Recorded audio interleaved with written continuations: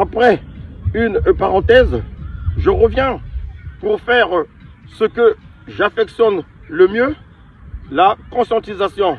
Mieux, ma contribution à la prise de conscience de la jeunesse, du peuple congolais civilisé sur ce qui les intéresse, sur ses intérêts, ses devoirs et ses droits légitimes. Le pétrole congolais, parlons-en. Nous allons en parler, pourquoi? Parce que tout simplement, si nous ne faisons pas attention, l'or noir risque de déclencher une guerre entre la République du Congo, notre pays, et la République populaire d'Angola. Qu'est-ce qui se passe?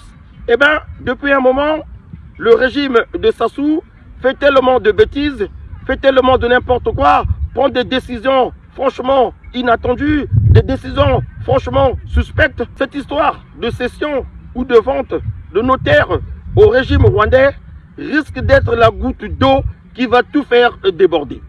Alors, peuple congolais civilisé, nous devons prendre conscience, nous devons faire extrêmement attention. C'est vrai que je ne suis pas un expert en pétrole, mais je préfère vous avertir, vous le dire à haute et intelligible voix que l'or noir risque d'être à l'origine d'une guerre entre la République du Congo et l'Angola. Un expert en la matière, M. Laurence Okoko, va nous en dire plus dans un échange avec un des nôtres, Maître Maurice Massengo Tchassé. Ça dit qu'il faut que les gens chassent et des Rwandais, ils ont acheté les terres des Dolisie. Ce n'est pas pour l'agriculture. Ils ont acheté les terres de Dolisie parce que là où se trouvent les grandes réserves du pétrole onshore du Congo-Brazzaville, ça dit que tout au long des frontières entre Cabinda, Angola et les Dolisie, Congo-Brazzaville. C'est cela, stratégiquement, ils sont en train de, pour tromper les gens, ils ont dit qu'écoute, les Rwandais, ils ont acheté les terres, entre autres les terres de Dolisie, pour faire les ports secs, machin. Tout ça, c'est les mensonges. Pourquoi mensonges? Vous savez, à partir des points noirs, jusqu'aux frontières de la République démocratique du Congo, mais tout au long à côté de Cabinda, mais à part de Dolisie, ils ont même un réservoir de pétrole, de terre avec l'Angola, Cabinda. Comme la fois passée, on a parlé que bientôt l'Angola va rentrer dans la production dans les onshore Cabinda. Ça dit que onshore Cabinda, c'est même un réservoir avec onshore Dolisie. Comme les Rwandais ont découvert le bloc de Cabinda Nord à onshore, bloc de Cabinda Centre, c'est à onshore, mais frontière toujours avec la Dolisie. Bloc de Cabinda Sud, toujours avec les Dolisie. Commencé par Point Noir jusqu'à la frontière de la RDC. Et ils ont profité pour acheter des terres là. Et vous allez voir, il va commencer à faire les forages. Il va commencer à faire les forages de pétrole. Maintenant,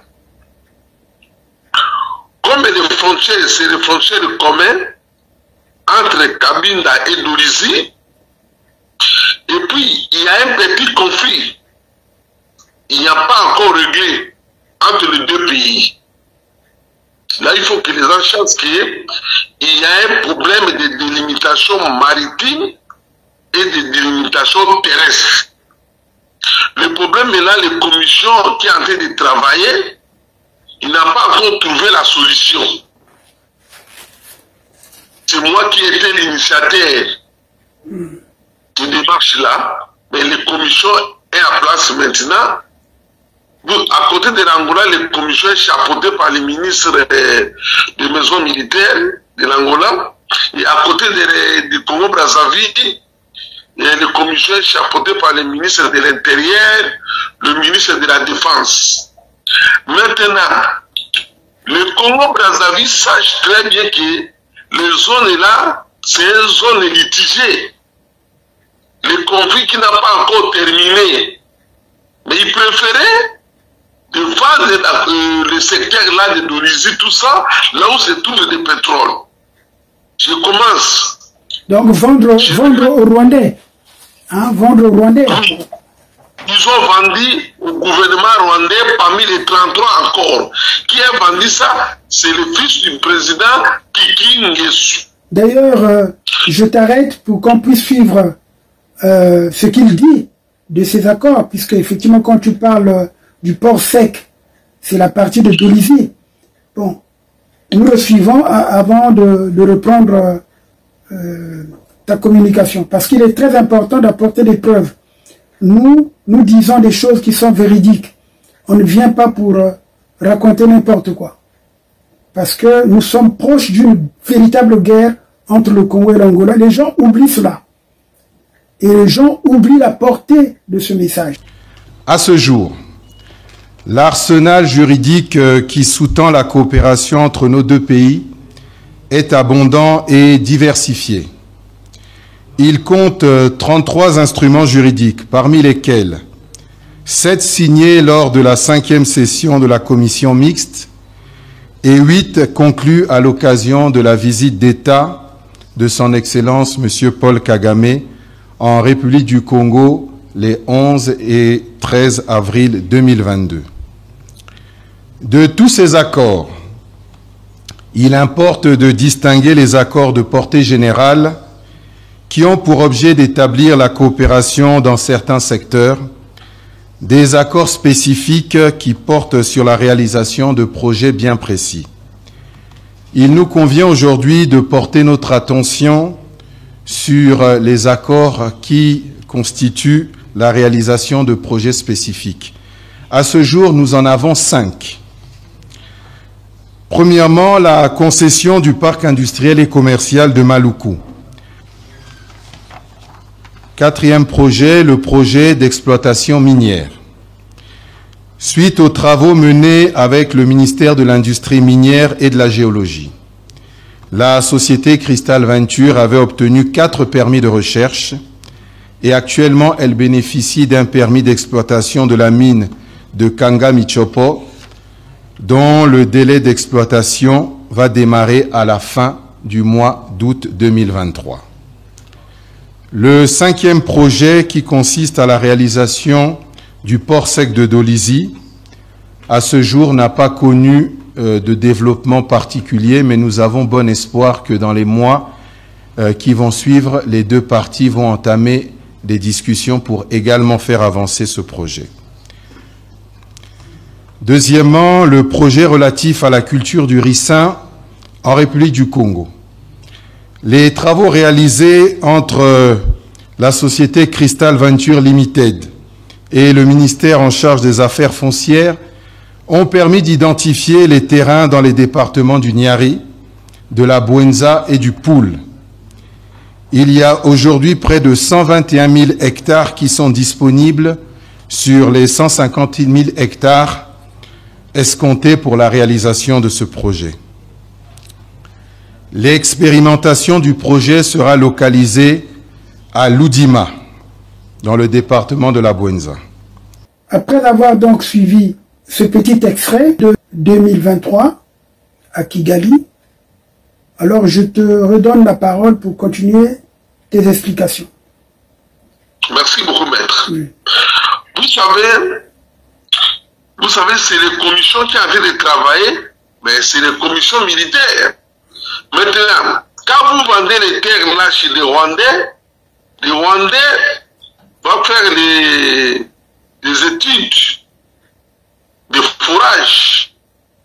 Maintenant, la première chose que les Rwandais vont rencontrer, un petit souci de frontières terrestres parce que c'est l'intérêt économique commun, il va rencontrer le problème de délimitation maritime entre l'Angola et le Congo-Brazzaville. Qu'est-ce que le Rwandais va faire? Le Rwandais va faire comment? Il va maintenant chercher de récupérer par la force. Et l'Angola ne acceptera pas ça, et l'Angola va réappliquer là où le premier déclenchement de guerre va commencer à côté de Dolisie. Parce que Kiki, il a oublié que la commission de deux pays pour la délimitation est en place. Il n'a pas encore terminé. Et les gens qui ont en train de chapeauter les commissions là, ce sont des militaires. Maintenant, le gouvernement congolais du Brazzaville, ils ont vendu les terres de Dolisie. Hein? Le Dolisie Nord, le Dolisie Centre et le Dolisie Sud. Tout ça, ils ont vendu au Rwandais, au gouvernement rwandais. Et là où se trouve le pétrole du Congo. Voilà. Mais il fallait de dire la vérité aux Congolais, mais ils sont en train de mentir que non, ça c'est... On a vendu des terres pour que les Rwandais viennent pour faire l'agriculture. Mais non, c'est faux. Tout au long des frontières entre l'Angola et le Cabinda jusqu'à en bas sud de RDC, tout ça c'est du pétrole. Et puis quand tu dépasses là, le Rwandais va s'affronter encore avec la RDC. Parce que quand tu passes de Dolisie Sud, de Dolisie Sud et le Cabinda Sud, en bas là c'est le RDC. Il y a toujours une frontière terrestre.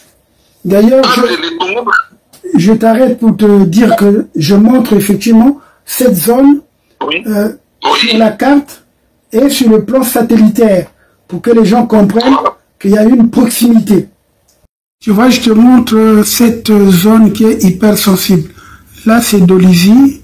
S'il y a une base, la frontière est là. Regarde, c'est très proche. Ici, cette zone de Ludima, c'est proche aussi. Madingu, c'est proche. Lutete, c'est plus proche. Et Mindouli est ici. Voilà. Mindouli est là. Voilà. Plus loin parce que c'est Ginkala. On continue sur Brazzaville. Donc, cette partie du sud, c'est cette partie-là où on veut mettre justement les Rwandais. Et là, pour traverser, c'est facile. Ils traversent le premier village. Le plus grand village ici, c'est Lozi, par ici. Ici, à partir de Ludima, donc vous avez Dolisie qui est là. Dolisie, c'est proche. Et là, nous rentrons dans... Et ça, c'est déjà le Cabinda. Ça, c'est l'enclave du Cabinda, tout ça. Ça devient l'Angola. Voilà, donc après avoir suivi cela, mon cher Laurent Sokoko, tu peux reprendre ton récit pour édifier nos auditrices et auditeurs. Ok, d'accord.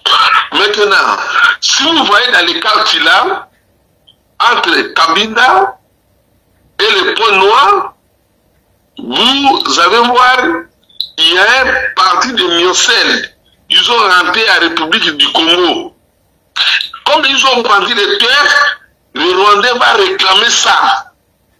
Là où le Rwandais lève le plan de rentrer dans la couloir maritime du Congo pour réclamer ça. Et c'est justement ce que certains de leurs commentateurs avaient dit, que nous allons cultiver et comme ça nous allons vendre nos produits parce que nous aurons un débouché maritime. Donc c'est ça. Je comprends. C'est ça? Oui. C'est ça l'objectif des Rwandais. Voilà. Parce que les choses qui nous inquiètent, c'est quoi? Kiki est tant que ministre de coopération internationale du Congo-Brazzaville, il sait très bien qu'il y a une négociation juste pour le moment. Et des limitations qu'ils sont en train de chercher la solution, c'est des limitations terrestres et maritimes. Ils n'ont pas encore terminé. Ils n'ont pas encore terminé. Maintenant, quand les Rwandais prennent les secteurs, tout ça, les secteurs-là, tout ça, les manœuvres pour que les Rwandais renforcent les flecs. Renforcent les flecs. Et puis, il y aura un déclenchement de guerre au Cabinda et au niveau à côté de Dolisie. Donc je comprends pourquoi. Quand quelque part au fonction dit, il faut l'attaquer, l'ennemi là où il est. Ça dit quoi? Ça dit dans tout ça, l'Angola aussi, il ne peut pas rester bras croisés. Parce que ils sont en train de recherche de solutions pour la délimitation. Mais qui vient signer l'accord, céder les papiers là. Ça dit quoi? Ça dit qu'il faut le Congo-Brazzaville se retire aux tables de négociation. Maintenant, qui va être présent pour négocier? Ce sont des Rwandais. Ce sont plus des Congolais. Ce sont des Rwandais. Parce que les zones là, ça appartient pour le moment au Rwanda. Le gouvernement rwandais. Ça dit quoi? Que dans la table de négociation, maintenant c'est le ministre de la Défense rwandais va négocier maintenant avec le gouvernement angolais. Parce que le gouvernement rwandais, ils ont récupéré les terres là. C'est-à-dire, des limitations terrestres et des limitations maritimes. Maintenant, c'est les forces, maintenant, c'est les Rwandais contrôlent ça. Mais d'ailleurs, je comprends bien, puisque dans les accords qu'ils ont signés en décembre 2023 à Kigali, que nous avons abondamment montré dans les vidéos, parce que c'est pas la théorie, et malheureusement, d'ailleurs, les Congolais n'ont pas relayé, en dehors de Elvis Kakou, un expert en communication, et il a bien fait de reprendre cela pour expliquer aux Congolais. Parce que vous savez, tout ce qui s'est passé, ce flou, on a présenté que le protocole d'accord qui n'énonce pas les 33 accords. C'est le cadre dans lequel on devait négocier, mais ce n'est pas le cadre général qui précise point par point les différents accords qui ont été signés. Voilà comment ils ont voulu tromper le peuple congolais. Heureusement que nous étions vigilants, nous l'avons dénoncé. C'est vrai qu'il y a des gens qui ont commencé à parler de ça, mais sans donner la précision que nous avions, sans mettre à la portée du grand public les images que nous avions, que nous reprenons chaque fois. C'est ça qui est important, parce que ça ne sert même plus de discuter avec eux, qu'ils ont vendu ou qu'ils n'ont pas vendu, qu'ils ont cédé ou qu'ils n'ont pas cédé, non. Mais on le voit dans les images, puisqu'on dit, ils ont 156 000 km, et plutôt hectares. Ça veut dire près de 1500 km². C'est beaucoup, 1500 km². Si vous voulez, d'ailleurs, la présentatrice de la télévision rwandaise avait bien précisé que c'est pratiquement la superficie de la capitale Kigali qu'on a donnée au Rwanda. Entrepreneurs et autres membres du secteur privé du Rwanda ont visité récemment les terres que le Congo-Brazzaville a offertes au Rwanda, des terres plus grandes que la ville de Kigali pour être exploitées. Après cette visite, ils ont décidé d'en faire bon usage en investissant dans des activités agricoles qui incluent l'élevage en prenant note de la fertilité de ces terres. Donc, cette superficie qu'ils ont donnée, c'est l'équivalent, une fois et demie, la capitale Brazzaville. Il faut le dire. Parce que Kigali s'étend sur beaucoup de kilomètres carrés par rapport à Brazzaville. Pour ceux qui ne connaissent pas le Rwanda, parce que la population est beaucoup plus concentrée justement, Kigali et sa périphérie. En tout cas, c'est ce que je voulais dire, il faut donner des précisions parce que souvent les gens ne comprennent pas pourquoi on met en garde les Congolais, pourquoi on demande aux Congolais de se soulever. C'est pour que l'Angola, effectivement, vienne en aide aux Congolais pour qu'ils retrouvent leur souveraineté territoriale. C'est ça le problème. Et nous savons très bien qu'en dehors de cela, on le dit sur le plan du droit international, que le Rwanda a violé. Ces accords-là, pour nous, sont nuls. Ce sont des accords nuls. Les Congolais peuvent le dire. Parce qu'il n'y a aucune pièce. C'est l'illégalité des accords. C'est le désordre, c'est la tyrannie. Quel que soit le truc.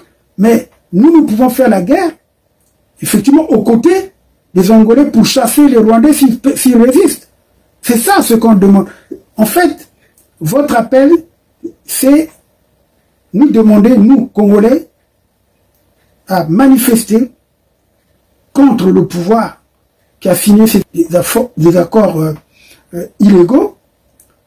Et vous également, vous venez pour assurer votre propre sécurité et comme celle de la RDC, parce que qui sont des pays en danger. Je comprends bien le schéma que tu donnes. Je pense que je te laisse encore le temps d'expliquer avant de passer justement en présentant les cartes. Nous avons suivi tout à l'heure l'image satellitaire pour montrer la zone litigieuse et nous allons continuer à éclairer l'opinion. Donc suivez la Radio Forum, on vous demande de suivre et surtout de liker. C'est ça qui est important. Je vous dis, plus vous serez nombreux, plus ça se sera ébranlé. Vous voyez, lui, il a peur de ce qui le conspue. Lorsqu'il est conspué, il change de braquet. Ça, c'est clair. Ok. Parce que quand les ministres de coopération internationale qui Kingesui, le président Sassou, ils ont vendu terre congolais, ils ne connaissent même pas le potentiel qui se trouve dans les terres d'Indonésie. Ils ne connaissent même pas. Et ça, c'est la réserve du Congo et la réserve des générations futures. Voilà. Pour le développement du Congo. Parmi les réserves, puisque nous savons que dans les puits que nous avons déjà montré, Lianzi, il y a aussi une réserve. Donc, c'est parmi les réserves. On doit parler ça vendredi. Aujourd'hui, nous avons spécial. On sort au croisant là où, à bientôt, la guerre va se poser entre l'Angola et le Congo-Brazzaville. Voilà. Parce qu'aujourd'hui, le Congo-Brazzaville va se retirer aux tables de négociation pour discuter l'histoire des frontières entre l'Angola et le Congo-Brazzaville. Le Congo-Brazzaville va se retirer. Bon, tu vois, maintenant, c'est pas pour rien que Françoise Joly, elle commence maintenant à siéger au conseil d'administration du CNPC. Parce qu'il sait déjà qu'ils ont récupéré le pétrole du Congo. Peut-être le futur DG du CNPC, ça sera Madame Joly. C'est Madame Joly. Parce qu'ils ont acheté le potentiel pétrolier du Congo. Non, ils n'ont pas encore acheté. Il ne faut pas dire qu'ils ont acheté. Ils n'ont aucun titre. Même s'ils le demandent, ils n'ont aucun titre. Pour nous, en tant que juristes, ce titre sera nul. Ce titre sera nul.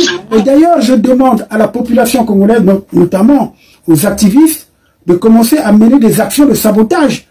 Même vis-à-vis des ministres. Il faut le dire. C'est avec force que nous disons. Ce sont des textes internationaux qui nous le recommandent. Nous devons protéger par tous les moyens, comme nous le disons, par tous les moyens. Le peuple a le droit de récupérer ce qui lui a été ravi de force.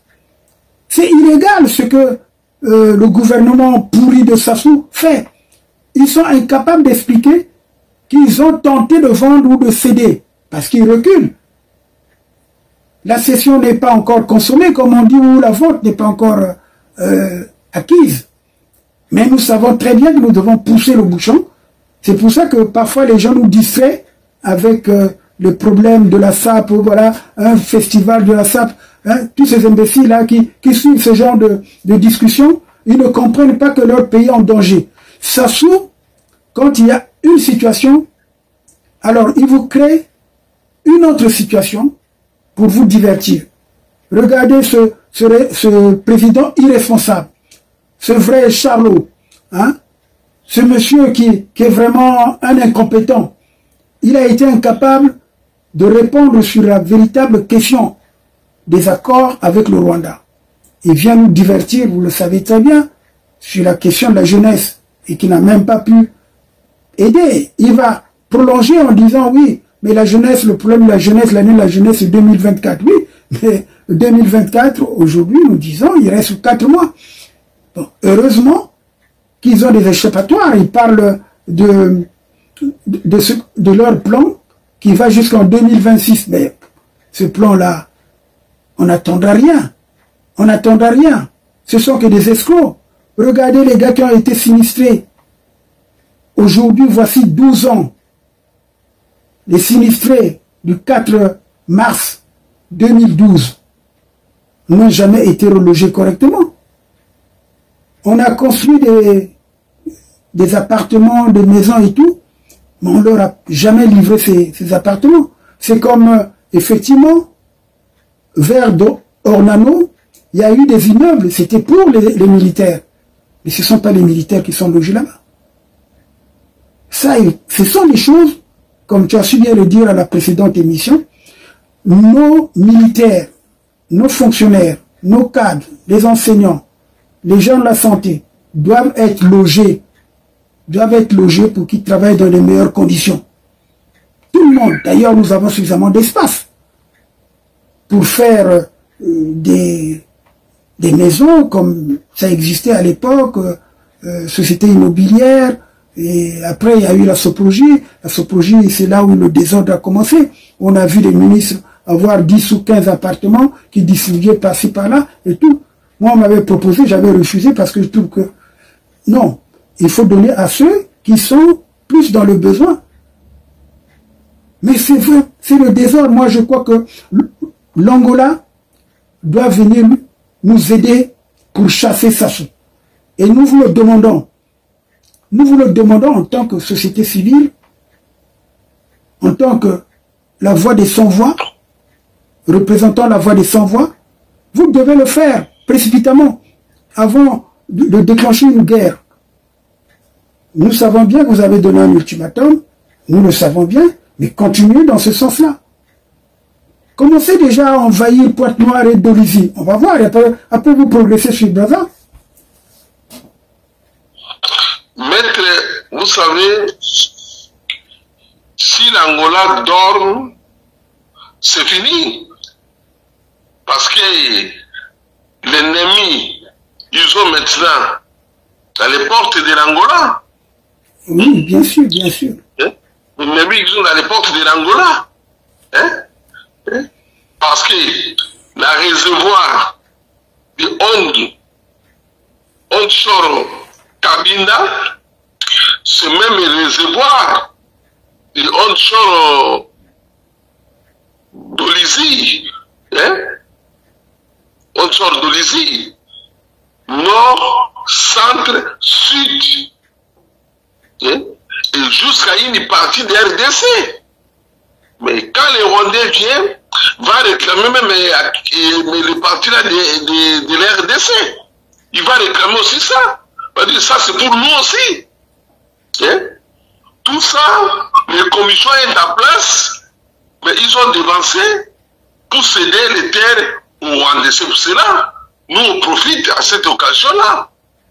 De part et d'autre, un côté de l'Angola, un côté de la RDC, doit être souple, côté de la Congo-Brazzaville, doit être souple pour neutraliser les Rwandais. J'ai appris déjà une station de militaires déjà à Dolisie. Ah, bien. Une station militaire à Dolisie. Bravo, bravo. Vous nous rassurez, continuez. Ça dit qu'il faut que les gens soient prudents. Parce que les Rwandais, ils viennent, c'est pas pour blaguer, non. C'est pour récupérer le Congo-Brazzaville comme ils sont en train de faire à RDC. Hein? Ils sont en train de faire à RDC. Même les populations du Point Noir, ils ne peuvent pas rester comme ça, indifférents. Hein? Il faut les populations de Point Nord aussi faire quelque chose, faire le mouvement. Hein? Parce que le pays est en danger. Le Congo-Brazzaville est en danger. Bon, mais ça, nous avons donc compris. Bon, on peut poursuivre l'émission ou bien tu continues à... Je te donne la possibilité de parler. Hein? Il faut qu'on avance parce que aujourd'hui les Congolais sont impatients. Ils se posent la question quand est-ce finalement les forces qui viendront en renfort à leur combat seront là. Parce que c'est ça le véritable problème. Il faut le dire, on n'a plus peur de le dire.